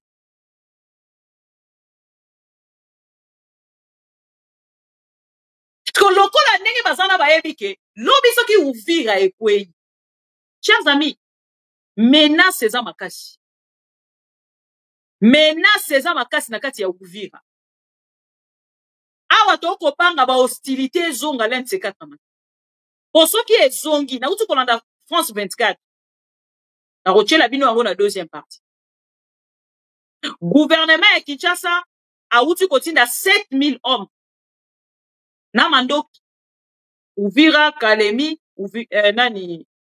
Uvira Kalemi na Kamanyola. Pote ba meka ko bare route. Po ba banda bitumba na ba M20. Po bandeko ya M23 AFC bazana nzela pona ba kede Katanga. Bomona ki ba vidéo ya ndenge Félix azali ko matisa batu parce que bazali alerté. Bino bato bo bandeko loba nga mama bibi, bien information ya Uvira, ozwi ngo wapi, ezalo kuta, tout ça et tout. Mais si ce n'était pas le cas, pourquoi Félix a tindi bato ba qui ne ko renforcer? Nga apesi bino ka information.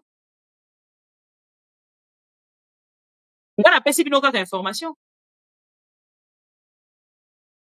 Parce que na moment tozo koloba Félix aza alerté azoko pangela Katanga. Pour ceux qui Katanga paye pas plus de dialogue.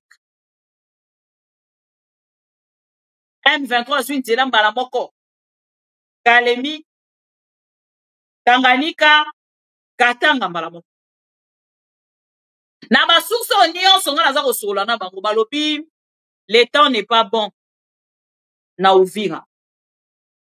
Posoki kaka Katanga wana ekwei, chers amis.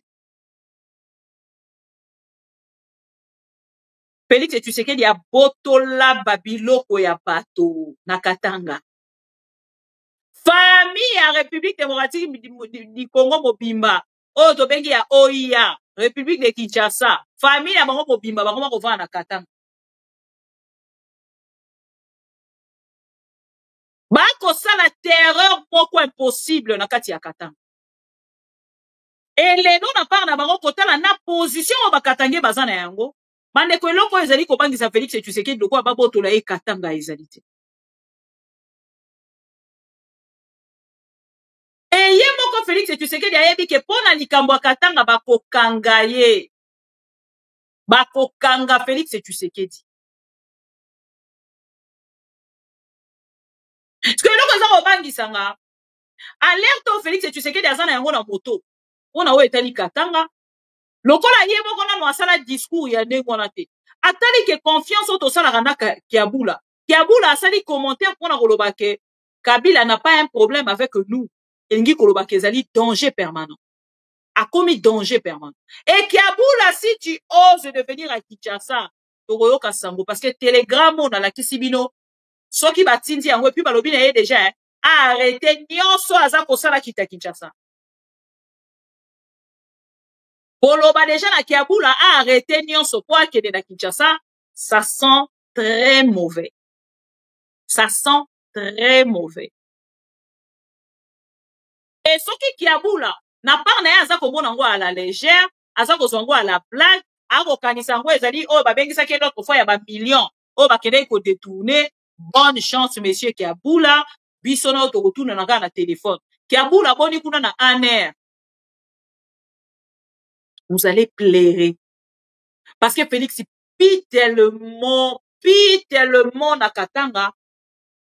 Et Félix azali très choqué à komona ke Kiabula akende ko commenter l'olenge wana. Parce que cette plainte-là contre Félix Tshisekedi et plainte wana contre Félix Tshisekedi, Félix Azayeti. Félix Azayeti. Parce que les Katangais bauti ko mema siko plainte contre Félix Tshisekedi. Ah, on a un moment, oh, merci Marqueur, Marqueur, Mabundu. Donc, awa, monsieur Kiabula, ceux qui ont ligi au zala na yo malamu, Luka avion na yo malamoro goma, kede ko se réfugié. Ceux qui ont ligi, vraiment, zala na kimia, zwa avion na yo il deux temps, kede ko se réfugié. Parce que awa, quand on a plainte oyo, eza ko sala déjà bruit. Natangi yango déjà na ba chaîne nyonso ya mindele baza ko dénoncer Félix Tshisekedi ande kolanga Kiabula avec ce que vous venez de commenter ba kombo o Félix Tshisekedi personnellement aza kolinga koyoka te aza ko kende ko koyoka ba kombo wana kaka ndenge ba kombo ba ko benga yango na dynamique ya diplomatie ndezo sala ke Félix avanda commenter ba kombo wana mais na kati na eza ba kombo o ya ina alinga ralisu koyoka yango te. Et awa monsieur Kiabula, kotala telegram oyo monsieur Kiabula, soki okomi na Kinshasa, okoyoka sango, bakoyoka sango, bakoyoka lokito, tokoyoka lokito.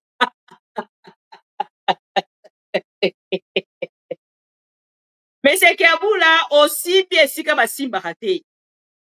Félix pona ya lingi bato nyonso bazaka na Katanga bazwa même Kabila ye moko batambola likolo na ye mais bakatange batalisi ye balobi papa ndenge omine biso na baluba na kati ya Katanga lolenge bohumilie bakatange pona baluba biso tozozela Kabila tozokozela nanga tozokozela Katumbi tozokozela bakatange bazonga bakatange valeureux. Et awa Félix Tshisekedi komona kaka monsieur Kiabula. kobanga o Félix azana yango ya katanga ekweya bande ku veru ya suka ezali kaka Uvira. Félix ayebi ke soki Uvira wana epanzani pa baleki yango esi pouvoir na ye otolobaka esili total. Bande ko les Katangais, ne blaguez pas avec les Katangais. Hein. Il ne faut pas blaguer avec les Katangais. Les Katangais sont des mordants. Les Katangais sont comme des Batwa Kenya. Bon, moi, les Batwa Kenya, n'est pas au salaba marche. Par Katangais, barabongo. Les Katangais sont comme ça. Les Katangais sont comme ça.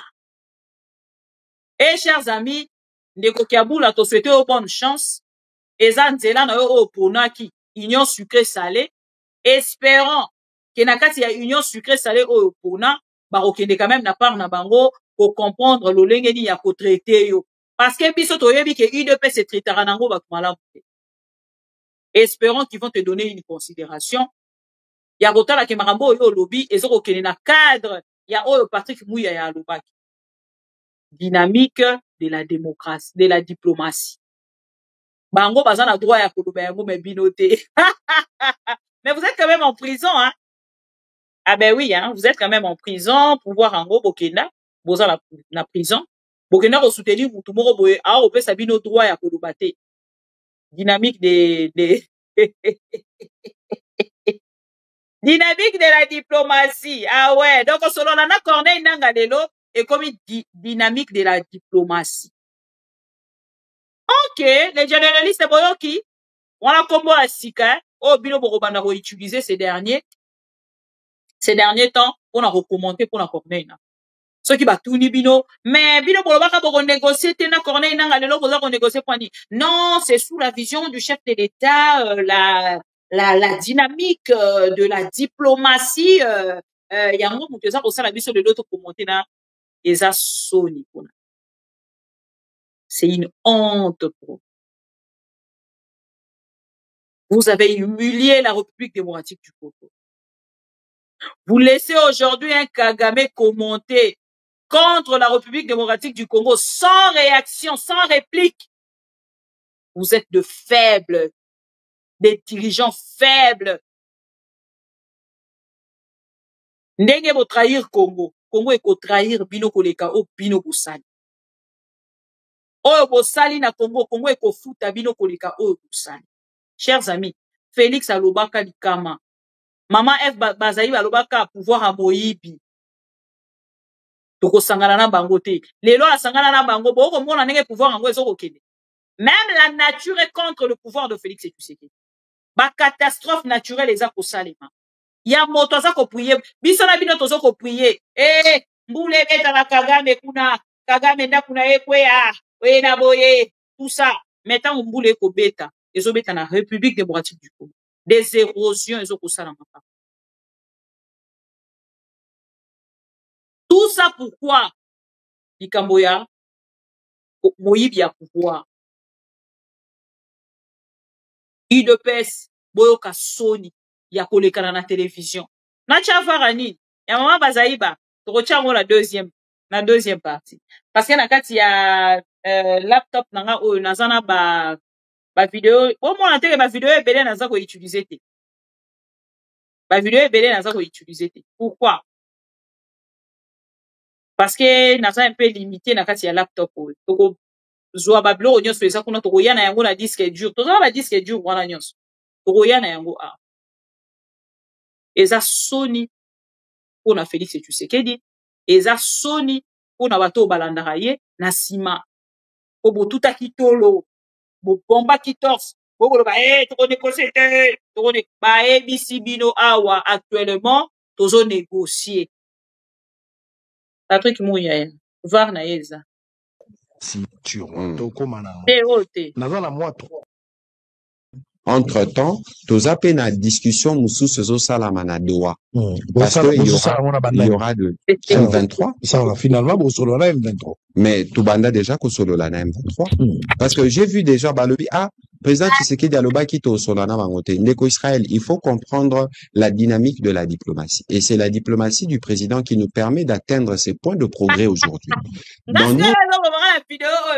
C'est la diplomatie du président qui nous amène à atteindre la diplomatie du président. Qui mozengi ya président, mais la diplomatie du président. Ko batata mikolo, batonga la roro benga bakoko, batelemi na sima romo na pe ba bandi pe koloba oui, c'est la diplomatie du président.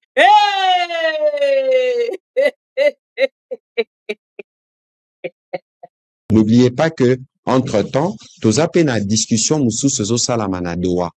Parce qu'il y aura de M23. Ça, finalement, bon, solo la M23. Mais tout banda déjà que solo la M23. Parce que j'ai vu déjà, balobi, président Tshisekedi aloba kito solo na bangote. Ndeko Israël, il faut comprendre la dynamique de la diplomatie. Et c'est la diplomatie du président qui nous permet d'atteindre ces points de progrès aujourd'hui. Dans notre position diplomatique, on avait une position tranchée. Que ce soit par rapport au M23, Yarosololana Bangote, parce qu'il fallait amener la communauté internationale à comprendre un certain nombre de choses et à agir. Bon, Monaki.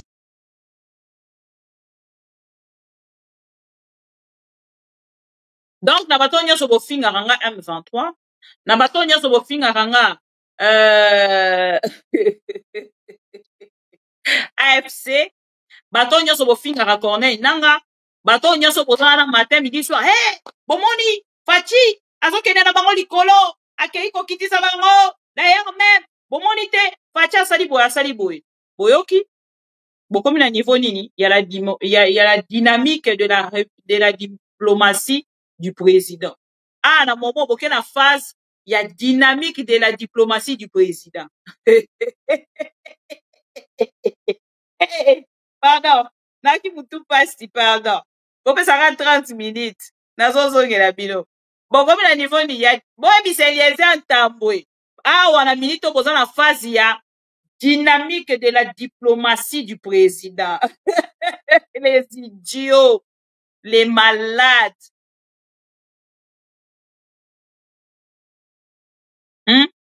Tala esika bokomi, tala bozengi na bino. Tant bazo yebisa bino babi bandeko nanga. Na likambo etali guerre balobaka mingi. Ezalaka papa bobeti to beti. Bobeti to beti. Bino nanga bula bino. Toko négocier te na ennemi. Toko négocier te na ma terroriste. D'ailleurs, même, il n'y a pas de mixage. Ceux qui mixage.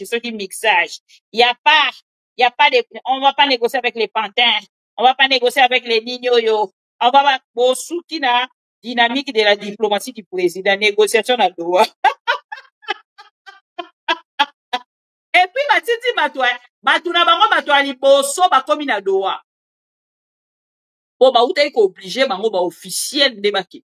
Na mandat. Po bazala iko tinda batu sans mandat. Neti que nous n'allons pas négocier. Nous avons déjà signé aux États-Unis. Tosuki wapi. T'es malade, man. Tokeina. Nzambiranga. Il faut pas négocier avec. Hein? Oh, Nekolanga, yo tu dois supprimer OT. Moi, je vais juste savoir.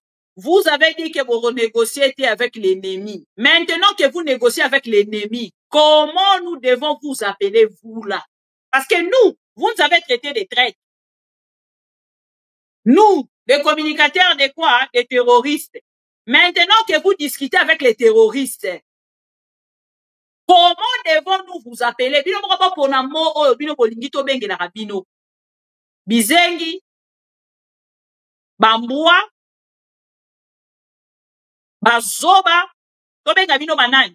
Ba traître, bo pona sko kombo bolingi to benga rabino. Azo tout nape. C'est quoi vous voulez quoi au juste? Nous voulons savoir. Maintenant que vous discutez avec les ennemis, que vous avez souhaité, vous avez traité des ennemis. Comment devons-nous maintenant vous appeler, vous là, les djalelolistes, les traîtres, les terroristes, les ennemis de la République, les aventuriers? les malades. Vont répondre. Boli to benga bino banani bizengi ba fou ba terroriste ba malade to benga bino banani parce que vous pensez que ça vous sepelisa ba quoi. Comment bino boyo ko fanda non dire bino ba poser l'exclusivité, il y a nationalité congolaise. Vous pensez que nous venons blaguer ici ou quoi?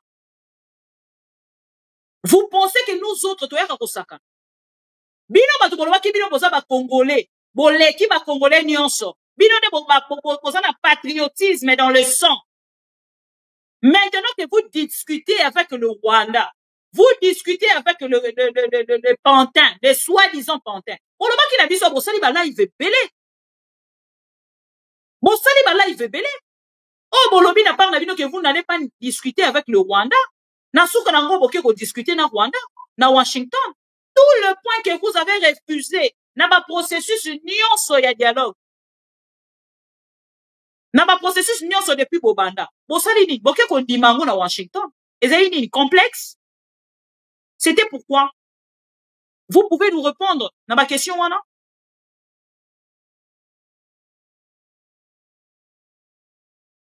Et bon, bisanga siko bozo ko sola na nanga na doa.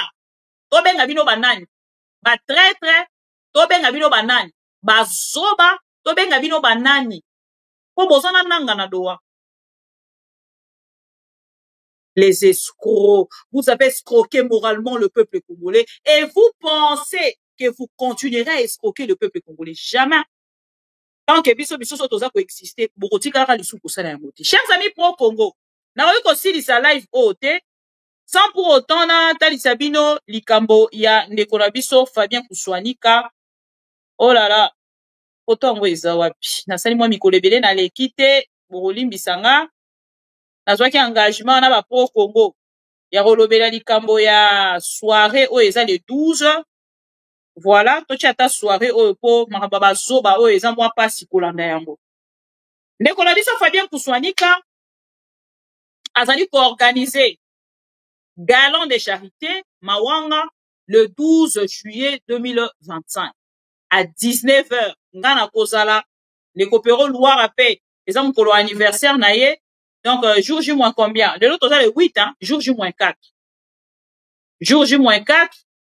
Et je pense que ceux qui n'ont pas sungi, toroyi kozotan sunde ko Fabien Kuswanika ata lobby, to mekasu ko mobiliser bandeko, na yebite bandeko ba pro Congo est-ce que bino nyonso bo réserver ba place, autant on a roya kuna na ningi na oka solité. Les pro Congo, est-ce que vous avez réservé de place là-bas? Na moni bandeko mususu mama bibi ngana kozala, mais na kozala na possibilité te, na ninga kina zala mais na kozala na possibilité te, mais na réserver car rapport na kosunga bana na biso. Et ça c'est important parce que l'objectif ezali ya récolte de fonds au ekosalema pona bana na biso ya mawanga. Atoko yate na biso yibatu atoko zala absent mais au moins ceux qui ont contribué et kozala loko ya malamu. Au moins ceux qui ont contribué et kozala loko ya malamu. Bamoni quand même que yo pe na part na yo titi part na yo et tout et kozala eloko ya malamu. Je pense que bandeko nyoso bolanda biso ndeko Julie a lobby déjà nani lisusu. Bandeko batanzinois ope bolanda biso tant mususu ozwaki information te information ngo naza kopesa yo na chango en grand o bandeko ebele bamona voilà soirée gala Mawanga gala de charité Mawanga bandeko nini o déjà bosombi na part na bino ba réservation parce que totalisaki bino na numéro ya réservation oyo ne borokende bongo kosala réservation na bino na 50 €. Fadja Kongo kozala, maman Bibika Pinga kozala, bandeko ebele ba kozala. Siko na bandeko nyonso bolanda biso. Na part na bino. Est-ce que okei bongo na part na bino ko bongisa déjà. Tombola vrai Aristote merci beaucoup. Tombola ko salema buffet à volonté kozala, biso de ba congolais to lingara olia. Olia komela et kozala. Mais à condition au réservé. Pour ceux qui ont réservé te, orokoma wana yo lobika atenga na za fani ya mama Bibika Pinga na ye na soirée opona mona ki angona wala ngala zate. Je pense que bandeko o nyoso bolanda nga na pesa ki bino rendez-vous le 12 na Belgique avec ndeko Fabien Kuswanika et Fadja Congo na kati ya gala de charité Mawanga le 12 juillet à 19h. Et ndeko mususu akoloba otenga na yebaki adresse te. Adresse ezali Trêve Olympique 60 10 70 bon 10 70 hein Anderlecht Bruxelles.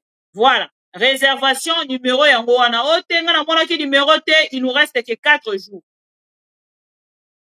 Et tikali kaka 4 jours. Numéro yango wana, numéro ya compte bancaire ezali BE 49 000 3 32 02 84 71. Nalo bango kana nenga ki Belge hein. Ndeko Derrick na kolia na komela kulia kusabalala jour J-4 na bengisi ba dialéloliste o balingaka bakoma ba conscient bokende ko réserver na part na bino na BE 49 0003 32 02 84 71. Voilà. Nga alingaka kolia bomona matama na nga te lokwa ya Félix. Nga azakonze mwana botami na Félix. Abotami na Félix. Bomona matama na nga te. À peu près Félix Tshisekedi. Bomona nga te. Mutuka kande nazwa ete mena matama nazwa Félix Tshisekedi. Mobimba. Nalia kapeka le roi Félix Tshisekedi. Les dialéloliste. Donc, voilà, c'est un rendez-vous de Congolais. Et Torosangana wana ensemble na bino kuketo meka kosungabana na biso bomoni surtout problème ya malnutrition o ezali kuna na ngambo wana eza même makambo Félix Tshisekedi. Même les dialéloliste vous êtes invités hein. Même si boroyate awa déjà ezali par moko ya contribution ba kosala na ngambo wana ya mawanga pour des enfants congolais.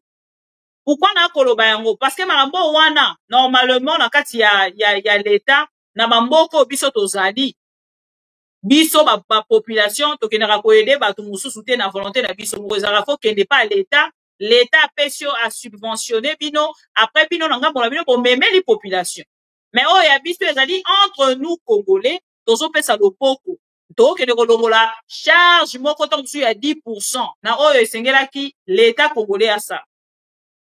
Donc du coup na ngambo na bino esengeli bokende na kosala nini bocha maboko na ba poche. Les talibans bocha maboko na ba poche, c'est pour l'intérêt des Congolais. Bino bo babino bo ba Congolais plus que nous non. Alors mettez-vous debout. Allez na ba banque. Allez lokutu banque comme na téléphone. Kota na kati ya téléphone no pendant kozo landanga na yebi ko lingaka nga te. Oza na besoin rappeler ngai yango te. Ça ce n'est pas important. Ce qui est important pour le moment, otie le boko na poche, obimisi téléphone na yo.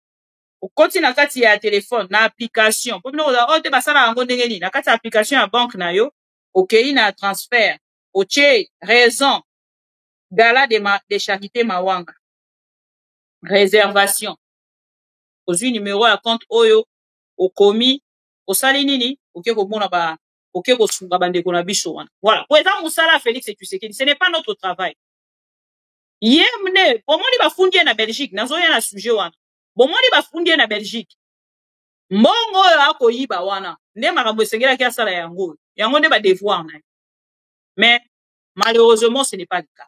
Merci beaucoup le Pro Congo pour la première partie na biso ndeko Julie ozo sekanini ndeko Alice Nzeku ozo sekanini ndeko Derrick ozo sekanini ndeko Bernard Dimundu tokutana tout à l'heure na TikTok ndeko Alain Esanga le directeur des disciplines à Rosara Pewana yepe sasa ki réservation na ye ya John Kaloso na moni le MAMS premier na moni pe réservation ya gala de charité Mawanga nani ni susu tac Arlette Kanga yo saki réservation te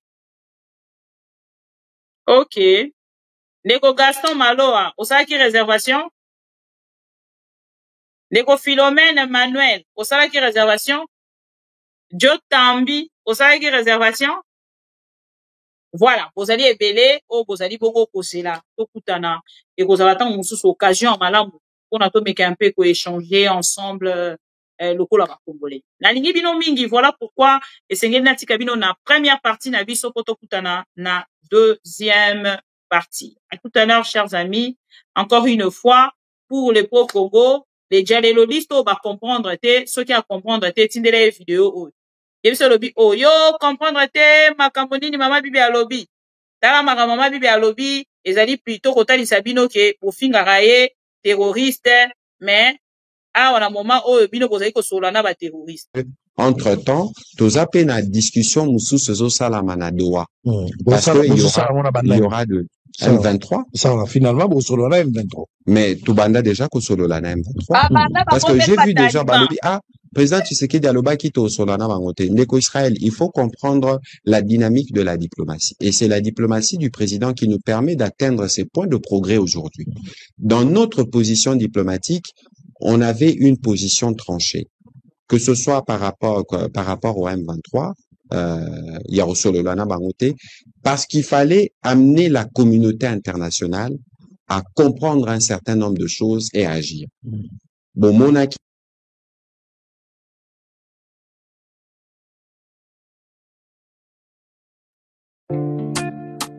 Ma mission TV, c'est la télévision des pro-Congo.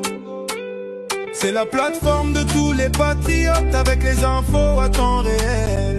Vérifié, vérifiable, sans trucage avec Maman Bibi Kapinga. La maman de tous les pro-Congo. La louba révoltée, toujours vers vérité pour l'élé, pas de compromotion. Et si kato zwaka ma solonyon soyamboka Congo. RDC, ma mission TV. Plateforme Yaba Pro Congo, ma mission TV. Vaezongate, ma mission TV. Ilongo na mama Abupia, ma mission TV. Ezika tozwaka basango ya solo, ma mission TV. Mission na biso, bokangola mi ya Congo.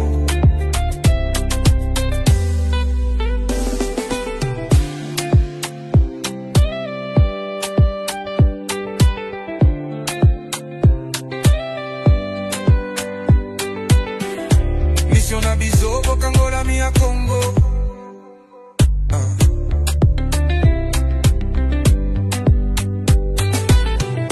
Mission na biso bokangola mi ya Congo.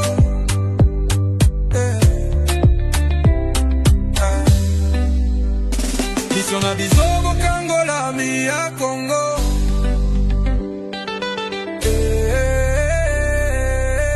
Ma mission TV.